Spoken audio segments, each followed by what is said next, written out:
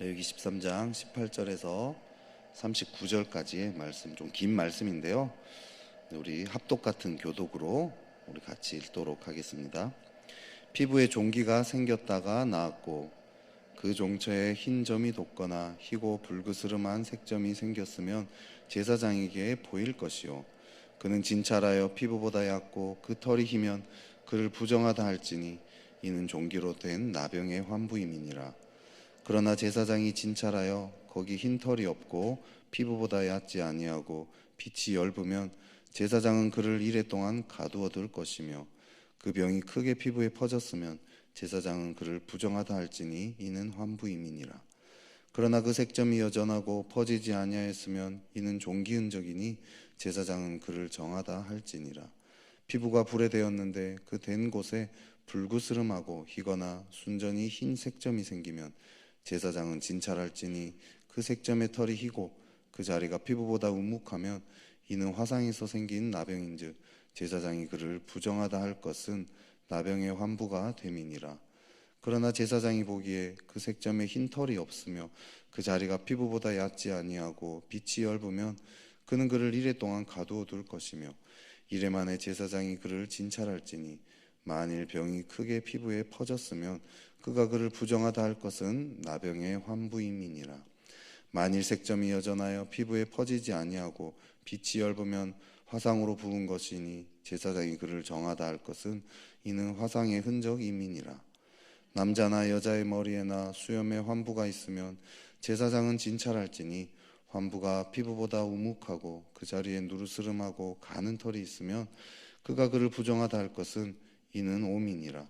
머리에나 수염에 발생한 나병임이니라.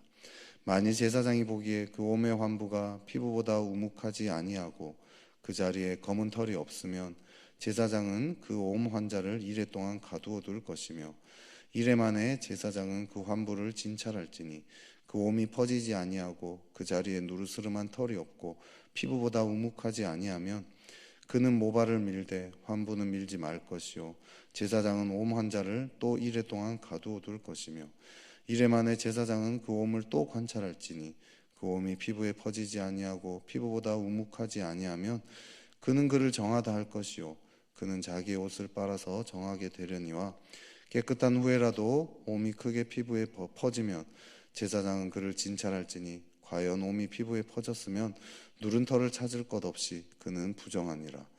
그러나 제사장이 보기에 옴이 여전하고 그 자리에 검은 털이 났으면 그 옴은 나았고 그 사람은 정하니 제사장은 그를 정하다 할지니라. 남자나 여자의 피부에 색점 곧 흰 색점이 있으면 제사장은 진찰할지니 그 피부의 색점이 부유스름하면 이는 피부에 발생한 어루럭이라. 그는 정하니라. 아멘. 네, 오늘은 이 피부병에 대한 이야기를 나누고 있습니다. 이 피부병에 대한 이야기를 왜 굳이 성경에서 다루고 있는가? 그럴 이유가 있는가 싶습니다. 그죠? 또 제사장이 또 왜 이렇게 피부병까지 다뤄야 되는가? 할 일도 아마 많을 텐데 하루 종일 제사 드리고 막 이렇게 해야 되는데 왜 이런 것까지 다뤄야 되는가? 이런 질문들이 나올 수 있습니다. 근데 이 레위기를 접하는 그 당시 독자들은 어떤 이 상태입니까?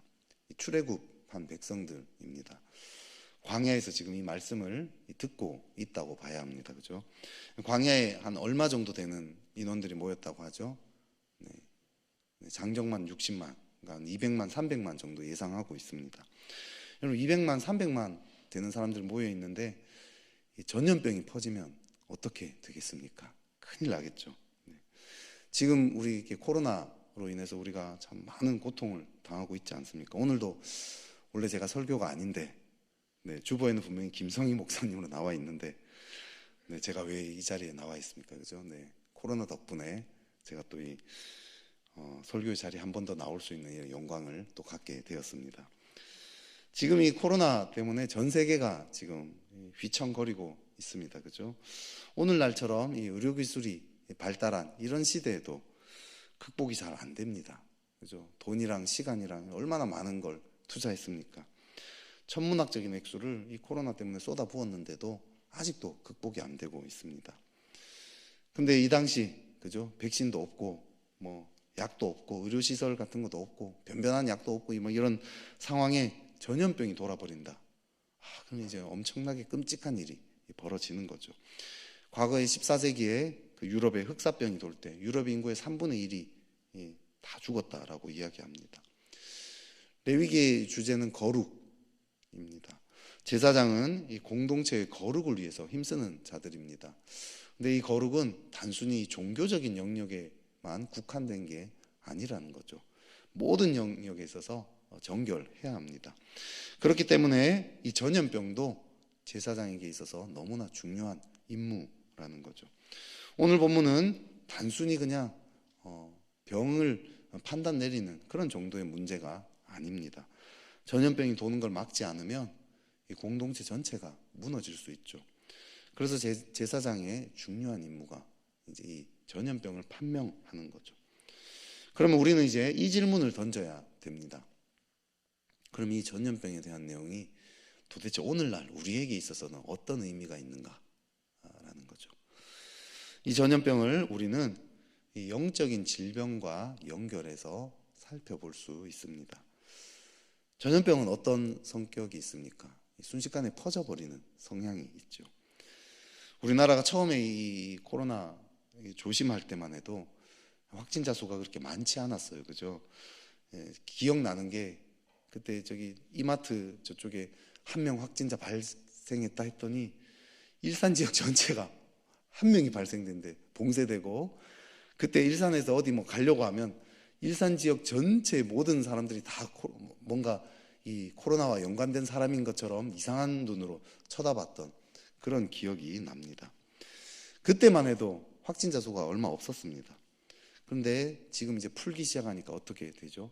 지금 걷잡을 수 없이 퍼지고 있지 않습니까? 지금 하루에 막 40만 명, 그죠? 이런 일들이 벌어지고 있습니다. 왜 격리를 해야 합니까? 순식간에 퍼지기 때문이라는 거죠. 영적인 질병도 마찬가지입니다. 죄도요, 순식간에 퍼져나가는 성향이 있습니다. 우리 잘 아는 속담, 바늘 도둑이 소도둑 된다, 이런 속담이 있죠. 자식이 바늘 훔친 것을 알았습니다. 근데 부모가 바늘 훔친 게 뭐 대수냐, 그 정도는 문제 없어, 내버려 뒀더니 어떻게 됩니까? 이 바늘로 끝나면, 바늘 도둑 정도로 끝나버렸으면 그러면 큰 문제가 안 될 수도 있죠. 근데 내버려 뒀더니 소도둑이 되었다는 거죠. 죄는 내버려 두면 가만히 있지 않습니다. 그 상태로 고정되지 않아요. 죄는 점점 커지게 마련입니다. 확장되고요, 더 나아가서 우리를 점령합니다. 감염이 한번 돌기 시작하면 걷잡을 수 없어지는 거죠. 그렇기 때문에 어떻게 해야 됩니까? 죄가 퍼지기 전에 죄라는 것을 먼저 빨리 판단을 내려야 하는 거죠. 그리고 나서 그 다음에 거기에 대한 적절한 조치를 취해야 합니다. 오늘 본문을 보면요, 이게 피부병인지 아닌지를 얼마나 자세하게 살펴봅니까? 그죠? 여러분이 무슨 내용인지 잘 모르겠잖아요. 그죠? 이게 뭐 피부가 우묵하고 뭐 어쩌고 저쩌고 하는데 저도 잘 모르겠어요. 중요한 것은 피부병이냐 아니냐를 이걸 아주 명확하게 판명을 내렸다라는 거죠. 이게 중요합니다. 진단을 해서 명확하게 판단을 내려야 한다는 거죠. 이게 전염병인지 아닌지를 명확하게 해야 합니다. 그래야지 그 다음으로 격리를 할 건지, 아니면 이거는 전염병이 아니니까 그냥 내버려둬도 자연적으로 없어질 거야, 이렇게 조치를 취할 수 있다는 거죠. 그래야지 이 병이 전염되는 걸 막을 수 있는 거죠. 안 그러면 잘못하면 이 공동체 전체 순식간에 이 병이 퍼져갈 수 있습니다. 그럼 걷잡을 수 없게 되는 거죠. 제가 20대 초반에 미국에 한 5개월 정도 선교 훈련을 간 적이 있습니다. 그때 저희가 묵었던 그 숙소가 이 기숙사였어요. 학생들을 위한 기숙사였고요. 대부분이 풀러 신학교 신학생들이 많이 있었어요. 저희도 그 기숙사에 좀 비어 있는 곳에 같이 들어가서 지냈습니다. 그렇게 지내다 보니까 그 학교에 다니는 몇몇이 선교사님이나 목사님, 전도사님들이랑 좀 친하게 지나게 됐어요. 근데 어느 날 한 선교사님이 좀 친해진 어떤 한 선교사님이 저희를 이렇게 자기 방으로 불렀어요. 그러면서 좋은 거 보여준다는 거예요. 그럼 뭔가 이렇게 봤더니 노트북에 포르노를 보여주는 거예요. 전 너무 당황스럽고 깜짝 놀랐습니다. 그 20대 초반에 아주 순수했던 청년이었는데, 그래서 저는 이제 이 선교사님 우리를 시험하시는가 뭐 이렇게 생각이 들었어요. 그 당시만 해도 이 선교사님이 이 포르노에 사로잡힌 그런 사람이라는 생각을 전혀 못했어요. 너무 상상 밖의 일이었기 때문인 거죠. 그냥 이게 선교사님 이게 뭐예요? 이러면서 당황하면서 그 방을 빠져나왔던 기억이 있습니다. 근데 그 당시에 이제 같이 선교 훈련을 받았던 저보다 더 어린 또 청년이 있었는데요. 대학생이 있었는데 이 친구가 컴퓨터를 아주 잘 다뤘습니다. 이 친구가 컴퓨터를 잘 다룬다는 소문이 퍼지면서 기숙사 사람들이 자기 노트북 고장 날 때마다 이 친구를 계속 이제 불러간 거죠. 근데 몇 번 이제 이 친구가 고장난 그 신학생들의 그 노트북 수리하고 이렇게 선교사님들 그 노트북 수리하고 이렇게 다니다가 오다가 저한테 이제 이렇게 얘기하는 거예요. 이 고장난 이유가 대부분이 음란물이라는 거예요. 음란물에 악성 바이러스 이런 게 많이 있잖아요. 그래가지고 그런 게 이게 들러붙어서 노트북이 고장이 났다라는 거예요. 그래서 이분들도 자기 노트북에 이 음란물 때문에 이게 고장난 걸 아니까 이 친구한테 다른 사람한테 비밀로 해달라고 이렇게 얘기하면서 수리를 요청했다는 거죠. 지금이야 제가 이제 많은 사람들 사역도 하고 사람들 많이 만나면서 이 현실을 알게 되었지만 그 당시에는 제가 너무 충격을 먹었습니다. 신학생 선교사님들이 그런 음란물에 빠져 있다는 게 저로서는 너무 상상이 안 됐던 일이죠. 근데 그것도 한두 명이 아니라 많은 신학생들이 그랬다는 거죠. 심지어 한 선교사님은 어땠습니까? 저희도 거기에 끌어들이려고 그렇게 했다는 거죠. 왜 이런 일이 벌어졌을까요? 아마 처음에 누가 한 명이 시작했겠죠. 그죠? 근데 그때 그걸 죄로 여기고 회개해야 되는데 오히려 누군가가 거기에 동참하기 시작했던 것 같습니다. 그러면서 그 기숙사에 점점 그 죄들이 순식간에 퍼져나간 거 아니겠습니까? 그래서 이제 그게 죄인지조차도 모르는 그런 일이 벌어졌죠. 수치심조차 사라져서 저희에게 그걸 소개하려는 그런 수준까지 되어버렸습니다. 선교사가 이렇게 음란물을 가르치려고 했다. 너무 말이 안 되지 않습니까? 그죠? 그만큼 이 죄가 사람을 장악하는 그런 힘이 있다라는 거죠. 제가 다니던 이 선교단체, 제가 간사로 섬길 때요, 한 학생이 새로 들어온 이제 신입생이 한 1년쯤 지나서 선교단체 활동을 하다 1년쯤 지나서 이런 소리를 자꾸 이렇게 하기 시작하는 거예요. 지금 너희가 선교단체 할 때가 아니다. 그런 거 활동할 때가 아니다. 지금 공부에만 전념해도 모자랄 판에 지금 뭐 하고 있냐. 다른 학생들은 밤낮 가리지 않고 스펙을 쌓고 있다. 이런 소리를 한 신입생이 이제 1년 정도 지났으니까 한 2학년쯤 돼서 이제 그런 소리를 막 하기 시작했어요. 그런 소리 할 거면 선교단체 활동을 안 하면 되잖아요, 이 친구는. 그죠? 근데 모이면 또 계속 나옵니다. 나와가지고, 왜 나오는가 이게 봤더니 외롭잖아요, 대학생들이. 외로우니까 이 선교단체는 사람을 잘 챙겨주니까 이제 그런 것 때문에 나왔던 거죠. 이 친구가 이제 1년이 더 지나서 이제 3학년 때 되면 이제 2학년 때부터 그런 소리를 하기 시작했고요. 3학년 때 되면 보통 리더가 돼야 되거든요. 리더로 서야 돼. 리더십이 돼야 되는데 그 타이밍이 왔는데 리더 안 한다고 하면서 자기는 계속 멤버로 지내겠다고 하면서 멤버로 지냈어요. 단물만 쪽쪽 빨아먹고 헌신은 하지 않겠다 이런 태도인 거죠. 그 전에 공동체에 이렇게 뻔뻔했던 친구는 없었어요. 근데 문제는 얘가 이제 이런 태도를 취하니까 공동체에 그런 태도들이 퍼져나가기 시작하더라는 거죠. 순식간에 그런 태도들이 퍼져나가면서 공동체가 순식간에 무너질 뻔했습니다. 그 사태를 이제 제가 파악을 했죠. 그러니까 파악을 하니까 대책이 나왔습니다. 그래서 헌신하지 않고 단물만 빨아먹는 이제 이런 친구들은 이 모임에 나오기 애매한 이 시스템을 만들기 시작해서 모임 자체를 좀 헌신하고 이런 사람들만 좀 모일 수 있게끔 뭔가 구조를 계속 바꿨어요. 그래서 알게 모르게 그런 친구들을 격리시켰죠. 그랬더니 다시 공동체가 서서히 회복이 되었습니다. 우리 안에는 어떤 죄가 있습니까? 나의 죄에 대해서는 명확하게 죄라고 진단을 내리고 있습니까? 내버려 뒀더니 혹시 퍼지고 퍼져서 결국 나를 잡아먹은 그런 죄는 없습니까? 전염병은요, 그걸 반드시 진단해야 됩니다. 명확하게 그게 죄라는 것을, 병이라는 것을 판명을 내려야 돼요. 죄는 애매하게 내버려 두면 안 됩니다. 회피하고 싶고요, 그냥 적당히 내버려 두고 싶어도 그렇게 하면 안 돼요. 내버려 두면 결국 우리를 다 잡아먹기 마련입니다. 죄로 판명을 내려서요, 회개해서, 그래서 격리가 돼야 한다는 거죠. 그것이 이 피부병이 우리에게 주는 첫 번째 교훈입니다. 두 번째, 진단할 때, 하지만 진단할 때는 섣불리 판단하면 안 됩니다. 죄는 반드시 진단이 내려져야 되지만 한편으로는 명확하게 진단이 내려져야 합니다. 오늘 본문을 보면요, 신고가 들어오면 얼마나 자세하게 살펴봅니까? 근데 살펴봐도 확실하지 않으면 어떻게 하죠? 일주일 후에 보는 거예요. 일주일 후에 봐도 또 확실하지 않으면 또 일주일 더 지켜본다는 거죠. 낫는 조짐이 보이면은 부정하다고 하지 않습니다. 겉보기에는 병인 것 같았는데 낫는 것 같아 보이면 그 사람은 정한 것이니 정하다라고 딱 판명을 내려주죠. 병세가 점점 더 심해질 이럴 경우에만 부정하다라고 이야기합니다. 왜 그렇죠? 공동체에 전염되는 거, 그걸 막는 것도 중요하지만 또 중요한 거는 이 사람 개인의 인격도 중요한 거잖아요. 그 사람을 보호해야 되잖아요. 그죠? 나병이 아닌데도 나병이라고 판단해버리면 이 사람 부정환자가 되어서 격리되어 살아가게 됩니다. 근데 나병이 아닌데 얼마나 억울한 일이지 않겠습니까? 우리 코로나 초기에, 그죠?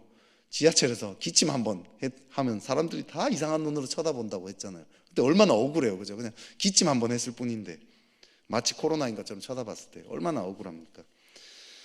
공동체에 퍼지는 것도 문제지만 그 사람의 인격도 보호해야 합니다. 그렇기 때문에 우리는 섣불리 판단하면 안 되겠죠. 인격적인 관계를 맺으면서 천천히 하지만 정확하게 판단해야 합니다. 과거에 제가 있던 교회에 큰 회개 운동이 나타난 적이 있습니다. 죄를 분별하고요, 회개하는 일들이 막 계속 일어났어요. 감사한 일이었죠. 근데 문제는 그때 이제 그러면서 막 성령의 은사들도 나타나고 이러면서 영적으로 막 민감해지니까 사람들이 다른 사람의 죄도 이제 막 분별하는 일들이 일어나는 거죠. 그러면서 이제 좀 교만해지고 영적으로 민감해지긴 했는데 또 영적으로 교만해진 사람이 몇몇이 말을 함부로 다닌 거예요. 함부로 하고 다녔습니다. 너 교만 회개해라. 막 다짜고짜 막 너 교만 회개해라. 너 딱 보니까 외모에 집착한다. 너 외모로 집착하는 그거 회개해라. 이런 식의 일들이 일어난 거죠. 다행히 그때 그 상황을 잘 이렇게 파악한 목사님이 그렇게 이야기한 지체들을 끌고 붙잡아가지고 혼내면서 너 그렇게 함부로 말한 사람들 찾아가서 다 용서해라고, 사과하라고. 그래가지고 그 일단락 되었어요. 잘 이렇게 멈추게 됐고요. 감사하게 잘 해결이 됐어요. 근데 그렇게 해결하지 않았더라면 어떤 일이 벌어졌겠어요. 그죠? 얼마나 많은 사람들이 상처를 받고 그래서 결국 이 죄를 다루려다가 오히려 공동체가 무너지는 그런 일이 벌어지지 않았겠습니까? 사람은요, 단면만 보고 함부로 판단하면 안 됩니다. 그 사람과 깊이 인격적인 관계를 맺으면서 시간을 보내면서 이 죄의 문제를 천천히 다뤄야 한다는 거죠. 죄의 문제들이야말로요, 정말 천천히 조심스럽게 다뤄야 합니다. 반드시 판명이 나야 되지만 하지만 조심스럽게 다뤄야 합니다. 그래서 죄의 문제는요, 반드시 사랑의 관계 안에서 다뤄야 합니다. 은혜와 진리가 충만한 것이 예수님이잖아요. 은혜가 항상 먼저예요. 그리고 난 다음에 진리가 들어가야지, 그래야지 진정으로 이 사람이 변할 수 있는 거죠. 그래서 이렇게 죄 문제 다루는 게 어려워요. 어렵습니다. 죄는요, 반드시 판명은 나야 해요. 하지만 함부로 다루면 안 되니까 이게 참 어려운 문제인 거죠. 하지만 아무리 어려워도요, 사랑한다면 그 일은 반드시 이루어지게 마련입니다. 정말 사랑하는 자녀가 죄를 계속 짓고 다닌다, 방탕하게 산다, 그럼 어떡하죠? 내버려 두지 않잖아요. 그죠? 어찌하든지 간에 그 문제를 다루려고 하지 않겠습니까? 그게 부모님의 사랑 아니겠습니까? 하지만 다룰 때 이 아이를 정말 인격적으로 최대한 사랑 안에서 다루려고 할 것입니다. 어릴 때 자녀가 잘못하면 이런 거 있죠. 이런 거 우리가 늘 생각하는 거죠. 어머니가 어릴 때 그 잘못한 자녀를 회초리로 종아리를 막 때려요. 때리고 이제 아이가 막 아파가지고 막 울고 막 이러다가 이제 막 잘못했어요 막 빌고 이러다 막 울다가 지쳐서 잠에 듭니다. 잠이 들면 어떡하죠? 어머니가 종아리에 이제 연고를 발라주면서 막 같이 울면서 막 내가 뭐 마음이 더 아프다 이러면서 막 이렇게 하잖아요, 그죠? 그런 거 우리 많이 얘기하잖아요, 그죠? 이런 식으로 사랑 안에서 이 죄가 다뤄지면, 그죠? 이 자녀도 나중에 그런 사실을 알고 어떻게 했어요? 나 다시는 죄 짓지 말자. 엄마 마음을 내가 이렇게 아프게 했구나. 이러지 않겠어요, 그죠? 죄로 인해서 오히려 그 자녀는 죄가 다뤄질 때 오히려 더 아름답게 자랄 가능성이 생긴다는 거죠. 사랑 안에서 죄는 반드시 다뤄져야 합니다. 사랑한다고요, 죄를 어물쩍 넘어가도 안 됩니다. 또 죄를 다룬다고 막 정죄하고 비난과 판단으로 막 다뤄도 안 됩니다. 사랑 안에서 다뤄져야 합니다. 예수님은요, 십자가를 통해서 죄를 다루셨습니다. 십자가를 보면요, 죄를 짓고 애매하게 어물쩍 그냥 넘어갈 수 없습니다. 절대 그럴 수 없어요. 죄가 얼마나 끔찍한 결과를 낳았는지 우리는 십자가를 보면 알게 되지 않습니까? 십자가에서 예수님이 당하신 그 고통을 볼 때 우리가 사소하게 생각했던 죄, 나 이 정도는 괜찮아, 별거 아니게 생각했던 그 죄가 얼마나 끔찍한 이 심판을 낳았는지 우리는 보게 되지 않습니까? 그렇기 때문에요, 죄를 어물쩍 넘어갈 수가 없습니다. 하지만 그 십자가는요, 우리를 정죄하지 않습니다. 비난하지 않습니다. 오히려 우리를 향한 그런 죄를 지은 우리를 향한 엄청난 사랑이 나타나 있다라는 거죠. 아무리 이 죄의 밑바닥까지 떨어졌다 할지라도 그런 우리 모습 그대로 사랑하셔서 죽기까지 하셨, 그런 사랑이 담겨져 있는 거 아닙니까? 그렇기 때문에요, 십자가를 바라볼 때 우리는 우리의 죄를 가장 잘 다룰 수 있습니다. 명확하게 죄임을 깨달을 수밖에 없고, 하지만 그런 우리를 사랑하시는 그분의 사랑 안에 들어갈 수 있는 거죠. 그렇게 십자가를 바라보면서 날마다 우리의 죄를 명확하게 하고 회개를 통해 격리 조치를 취하는 그런 저와 여러분 되시기를 주의 이름으로 축복합니다. 우리 같이 제가 기도하겠습니다. 하나님 아버지, 죄를 애매하게 생각하거나 죄를 회피하거나 적당히 내버려 두지 않게 해주십시오. 혹시 우리 안에 내버려 둬서 우리를 잡아먹을 정도로 커진 죄들이 있지 않습니까? 회개해야 된다는 거 알지만 형식적으로 하거나 아니면 미뤄두고 있어서 주님, 우리 마음을 계속 불편하게 하는 죄는 없습니까? 주님, 이 시간 그것을 십자가 앞에 가지고 나아가게 해주십시오. 십자가 앞에 나아가서 우리의 죄를 명확하게 보고 그 죄가 얼마나 끔찍한 결과를 낳았는지 깨닫게 해주시고, 그렇지만 여전히 사랑하시는 주님을 만나게 하셔서 그 죄로부터 벗어나는, 진심으로 회개케 되는 그런 역사 허락하여 주십시오. 우리 모두가 그렇게 주님 앞에 날마다 정결한 그런 삶 살아갈 수 있도록 도와주시옵소서. 예수 그리스도 이름으로 기도드렸습니다. 아멘.